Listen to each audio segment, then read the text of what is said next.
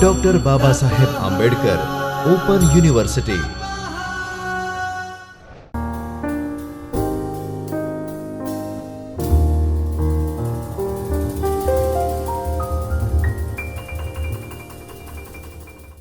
Namaskar students, welcome to Dr. Babasaheb Ambedkar Open University's Video Aids lecture session.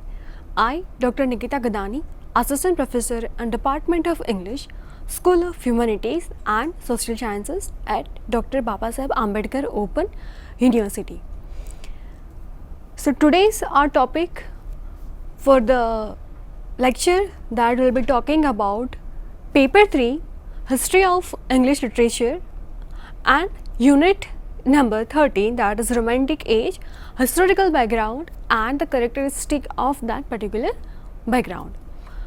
So yes, first we will be talking about the components of the presentation, and today's components of our presentations are: first we will be talking about the objectives, then we will be talking about the introductions, that what is Romantic Age and what is the importance of this, and then we will be talking about the historical background, and after that historical background we will be talking about the literary context, yes, the major literature which has been written in the time of that era, and then the characteristic features of that particular era, and after that we will be summing up our session, and then we will be talking about the questions and answers, and then we will be talking about the references and the web resources through which you can read further and you can take more knowledge after reading that books. So yes, objective of our today's presentation is that historical background of Romantic Age, yes, and then we'll have a major characteristics of the Romantic Age. So in this unit and in this sessions we'll be learning this two major aspects of this Romantic Age. So yes, then moving further with the introduction, that the questions always arise in our mind that what is Romantic Age and why the particular term is given to this Romantic Age. So basically the Romantic era was an artistic, literary, musical and intellectual movement, and that originated in Europe towards the end of the 18th century, and in most areas it was in peak that approximate period from the 1800 to 1850. So yes, there is known kind of a romantic period or Romantic Age. So Romanticism was characterized by its emphasis on the emotion and individualism, as well as glorification as all the past and the nature, preferring the medieval rather than the classical. So it was partly a reaction to the industrial revolution, and after that the aristocratic, social and the political norms of that particular age, that is the Romantic Age. Then it was also the age of enlightenment and the scientific rationalizations of the nature, that all components of modernity. So it was personified the most strongly in the visual arts, music and literature, but had a major impact on historiography, education and the social sciences, and apart from this the natural sciences as well. So it had a significant and a complex effect on politics, with romantic thinkers with the romantic thinkers influencing the liberalism and the nationalism. So the movement emphasized intense emotion as an authentic source of aesthetic experience, placing new emphasis on such emotions as apprehensions, horror and terror, and especially that experienced in confronting the new aesthetic categories of that particular era and the sublimity and the beauty of the nature. In contrast to the rationalism and the classicism of the Enlightenment, Romanticism revived medievalism and The elements of art and narrative perceived as authentically medieval in an attempt to escape the population growth, early urban sprawl and industrialism.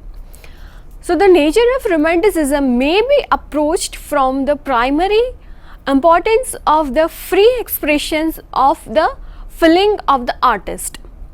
The importance the romantic placed on emotion is summed up in the remark of the German painter Caspar David Friedrich.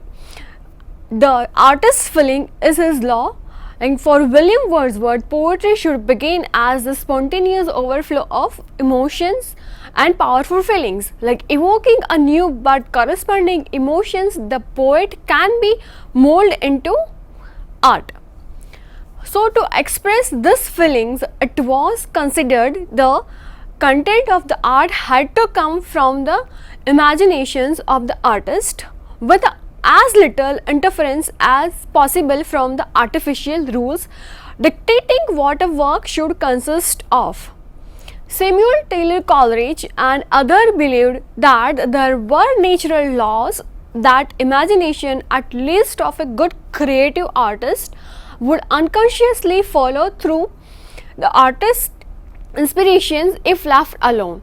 So, as well as rules, the influence of models from other works was considered to impede the creator's own imagination, so that originality was essential.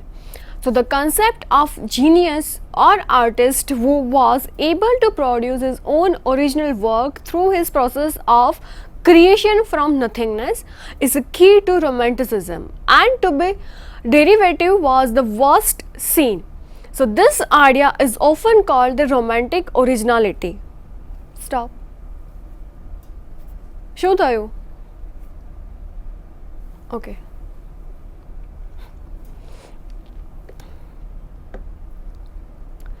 So, according to Berlin, Romanticism embodied a new and restless spirit, seeking violently to burst through the old and cramping forms, a nervous preoccupations with the perpetually changing inner states of consciousness, and a longing for the unbounded and the vague for perpetual movement and change, an effort to return to the forgotten sources of life, a passionate effort at self-ascertain, both individual and collective, a search after means of expressing an unappealable yearnings for the unattainable goals. So, now moving further with this, talking about the political aspects and the politics of that time of era, the political context of the beginning of the Romantic period is the French revolutions in 1789, the focus of which was to create political and social freedom, equality and a brotherhood. The intention was to abolish the power of the ruling classes and create democracy. So, this idea were prevalent in America, where the Declaration of the Independence had been signed already in 1776. So, in England, political reform gradually developed after some minor disturbances, but without a direct revolution, and in 1832 the Reform Act was passed with an intenting of increasing parliamentary representations and reducing corruption. So, now talking about the industry and industrial aspect of that era, that at the end of the 18th century, manual labor and power had come to be replaced by machine based production. So, this development started in the textile industry but quickly spread to the other areas of productions. So, as the development of the railway engine introduced the production of the trains, and as factories came to be built away from the agriculture centers, people began to move from agriculture areas to town and cities. So, as we can see, there is the reformations and the development which took place, and that forced the manpower to shift from the village to the city area. So thousands of people, they were moving from the country to the town between the 1750 and 1850, changed England from a society based mainly on farming to a society where urban slums were now visible in many cities. So you can imagine the conditions when in certain period of time when people moving from one area to another area, or when the village to the city, that will create a more population problem in the cities areas, and then the slums were quite visible at that time. So working conditions were grim. People worked up to 16 hours a day. So you can imagine the conditions when the manpower, when the capacity of man to work for 8 hours, 10 hours, maybe 12 hours in a day, but that is about a 16 hours. So you can imagine the condition of human mind, and the pay was miserable at this inhuman working conditions and the child labor. So the consequences was, however, that by 1800 England was the most industrialized country in the world, and export had risen by 500 since 1700. But even if the per capita income increased, as a consequence of the industrializations, all family members had to work for families to survive. So yes, you can imagine that each member of the family, they have to work for the survival purpose, for their food, for their water, and for their basic needs, and for their daily needs. And poverty among the urban population was great, and insufficient housing was common. So that was the condition when they are shifting from one place to another place, and that is the reason that if we see that the social conditions and the human beings condition at that time, so they have to work so hard for their survival, and in very less amount of their wages. So if we talk about the literary context of that period, that in 1785 the pre-romantic poets like William Cowper wrote in the task, the god made the country and the man made the town. So the romantics were enthusiastic about the nature and especially appreciated areas in nature which had not been touched by human intervention. So simple rural life which had not been influenced or ruined by the industrial revolution, and in which man still lived in harmony with nature, was seen as an ideal parallel to this. Childhood was considered a pure period in life characterized by the freedom and not distorted by the adult norms and convention. So this idea spread after the publications in 1798 the lyrical ballads by William Wordsworth and Samuel Taylor Coleridge, and is reflected in much romantic poetry. A key idea in lyrical ballad was to speak for the ordinary people about the other people in a language which could be understood by everybody. So you can say that how the romantic era started, and how the influence of rural life, how the nature has much influenced on the writers, and how they beautifully depicted this in their work, in their poetry, in their novels, and how beautifully they also try to picture the life of a common man. So the romantic focused on an individual's right to imagine and to articulate his emotions and deal with everyday life.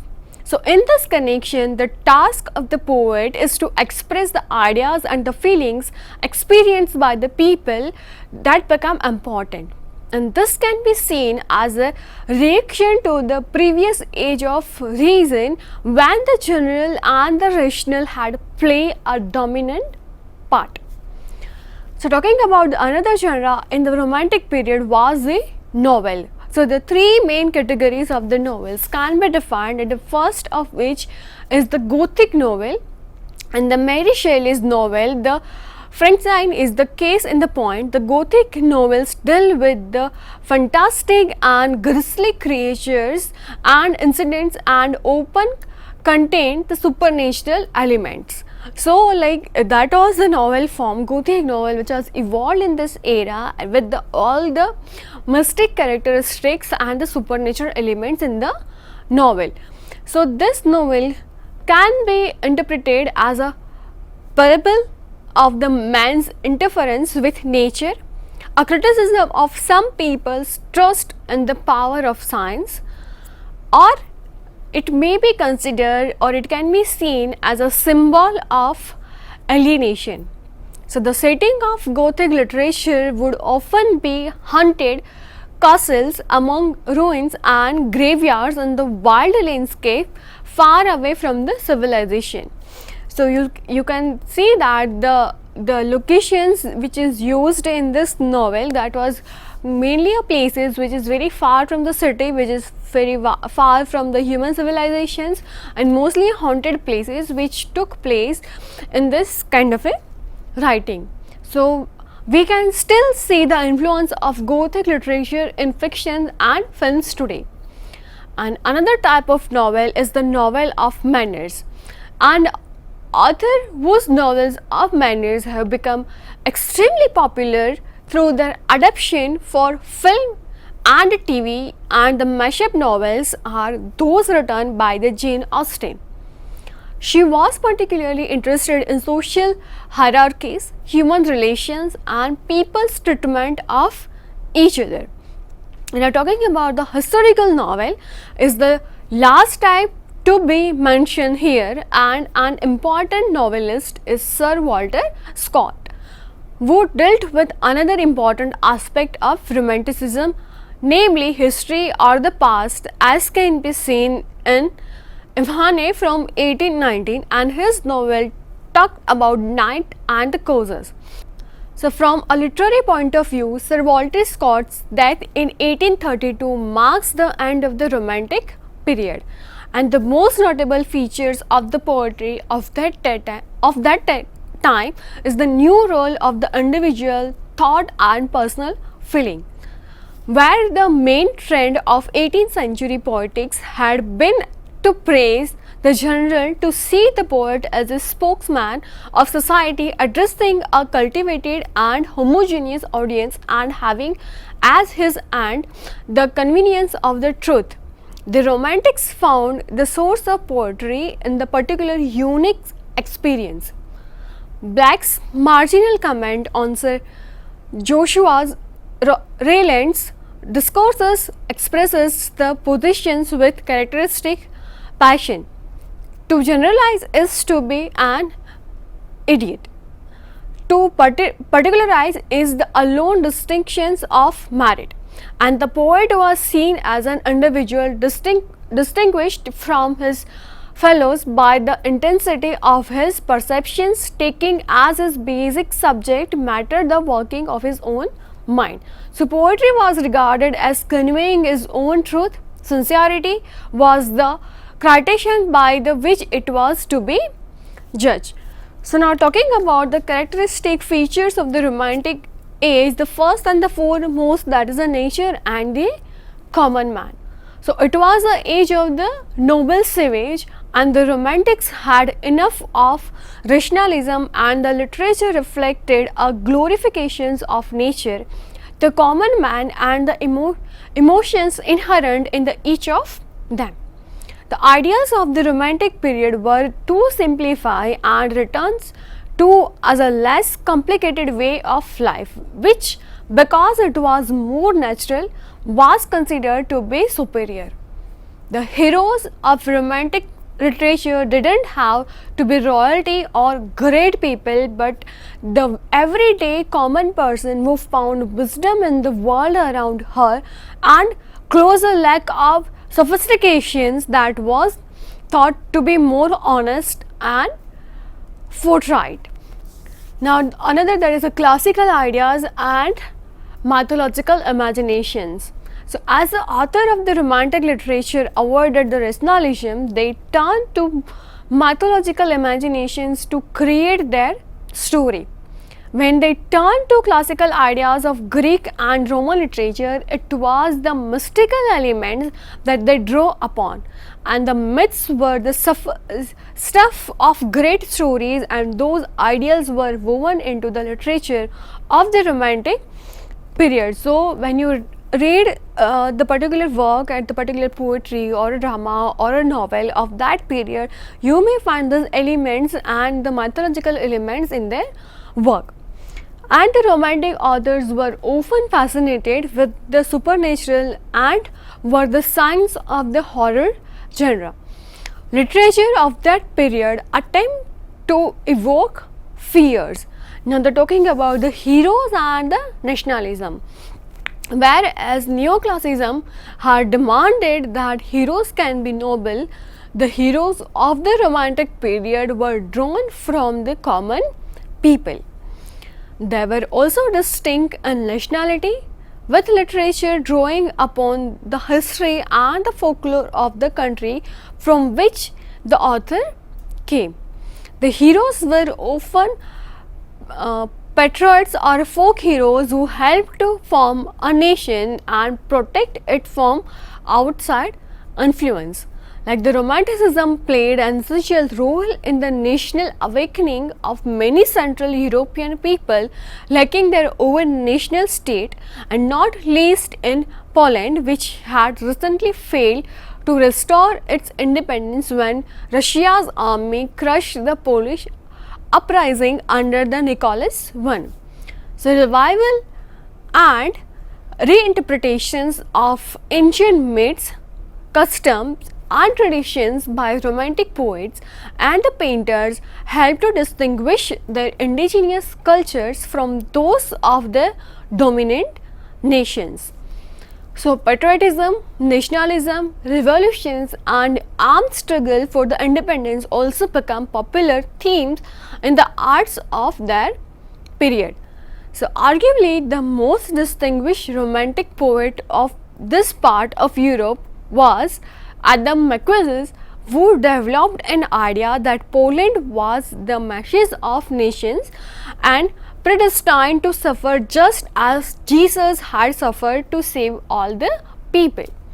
So, the polish of self-image as the Christ among nations or the martyr of Europe can be traced back to its history. So, during the periods of foreign occupation, the Catholic Church served as bastion of Poland's national identity and language and the major promoter of Polish culture. The partitions came to be seen in Poland as a Polish sacrifices for the security for the Western civilizations, and Adam Mickiewicz wrote the patriotic drama Dizzy that directed against the Russias, where he depicts Poland as the Christ of the nations.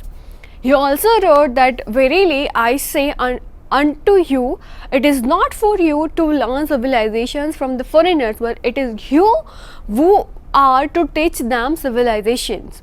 You are among the foreigners like the apostle among the idolaters. So, in book of the Polish nations and the Polish pilgrimage, Mickiewicz detailed his vision of Poland as a Messiah and a Christ of nations that would save mankind. Dizzy is known for the various interpretations. The most known ones are the moral aspect of part 2, individualist, and the romantic message of the part 4. So, as well as deeply patriotic, automatic, and the Christian's visions in part 3 of the poem. Now, talking about the unusual settings, that the romantic literature didn't limit itself to just rural settings or those of a particular nationality, through that was definitely one of the characteristic. Author of this school often choose unusual setting from the past or a future, settings with magical or mystic elements or even off planet. So, just as romantic literature was the forerunner of the horror genre, it was also the forerunner of the fantasy and science fiction genre. Sublime, according to the Romantics, we experienced the sublime when we were out in nature, but not just any nature. We have to be facing nature at its outstanding, its most awe-inspiring. We need to think big mountains, crazy deep valleys, a huge thunderstorm with lightning striking everywhere. So, what happens when we are confronted with nature at its grandest is that we are both terrified and uplifted all at once. It's hard feeling to describe, but we are gushing over. You have felt it. So the sublime was the important to the Romantics because they loved nature and anything having to do with the nature, and they believed that the sublime transited the rational, and that is the feelings of awe and the terror evoked by the sublime are beyond words, and the emotions that the sublime creates overwhelm rational thought. So when that big thunderstorm hits, we are terrified and excited, we are laughing and we are crying. We were basically a whole mass of very powerful emotions. So think of this way. And apart from this major characteristic, we in this period the emphasis was also on emotional and imaginary spontaneity, and it was there and it was found in the works of the writers. The importance of self-expression and individual feeling, and the Romantics poetry is one of the heart and the emotions, exploring the truth of the imaginations rather than the scientific truth. The I voice is central, and it is the poet's perceptions and the feelings that matter. And almost religious responses to to nature, and they were concerned that the nature should not just be seen scientifically but as living force, either made by a creator as in some way divine, to be neglected as humankind's parent. So some of them were no longer, and the Shelley was an atheist, and for a while Wordsworth was apatheistic, the belief that the God is in everything, and much of their poetry celebrated the beauty of nature or protested the ugliness of the growing industrializations of that century. The machines, factories, slum conditions, populations, and so on. So a capacity of wonder, and consequently a reverse for the freshness and innocence of the visions of childhood, and that was also visible in their work. To see the world of the Romantics, attitude towards the childhood emphasizes on the imagination as a positive and creative faculty, and interest in the primitive forms of art, for instance in the work of the early poets, in ancient ballads and the folk songs. So some of the Romantics turned back to the past times to find inspirations either to be medieval period or Greek and Roman mythology.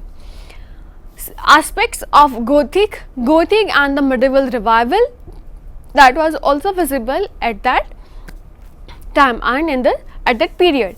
An interest and a concern for the outcasts of society, that the tramps, beggars, obsessive characterists, and the poor disregarded are especially evident in Romantic poetry.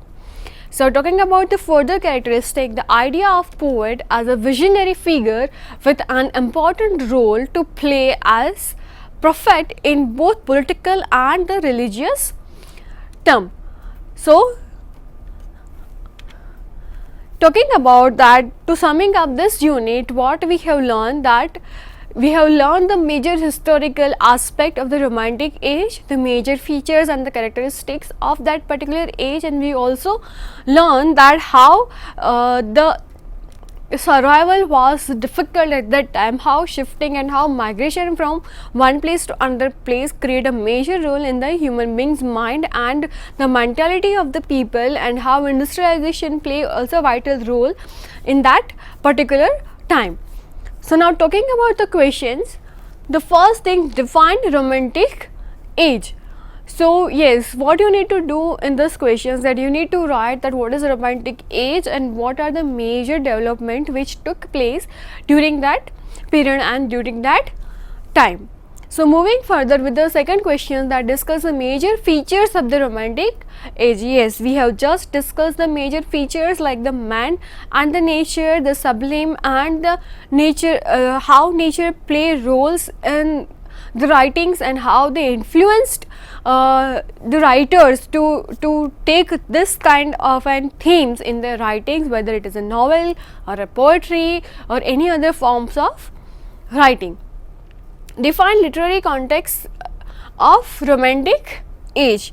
Yes, so in this questions, what you need to write, that is you need to define the literary context of romantic age. That means that, as we have just talked about, that what was the literary development at that time, what they were, why they are choosing some different themes in their writing, and what was the reason that they adopted the certain features of writing, and why they were choosing the nature, and why they are choosing common man and the life of a common man and the day-to-day life, why they are depicting this kind of a themes in their work, that you need to mention in this question.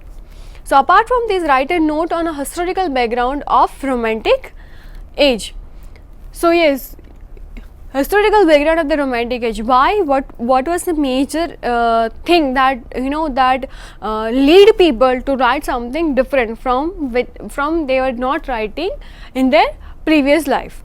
So if you write the historical background, definitely you will get some idea about that, why it took place and why they insisted, why they took the theme, the different themes in their writing. So this kind of a questions, and apart from these, there will be also the more questions which you can get it from your text material and you can learn this. But I hope that this will satisfy your knowledge, and that will give you kind of a knowledge that what you need to acquire in the romantic age. So after this, talking about the references, these are the books and these are the references that you can read this book and you can get some knowledge from this book. And also there are certain website available online, you can go Google it, you can get it, that what is romantic age, and you can learn more about it. I hope that you get this lecture, I hope that you understood the concept of this romantic age, and see you soon in next session. Till then, goodbye, namaskar.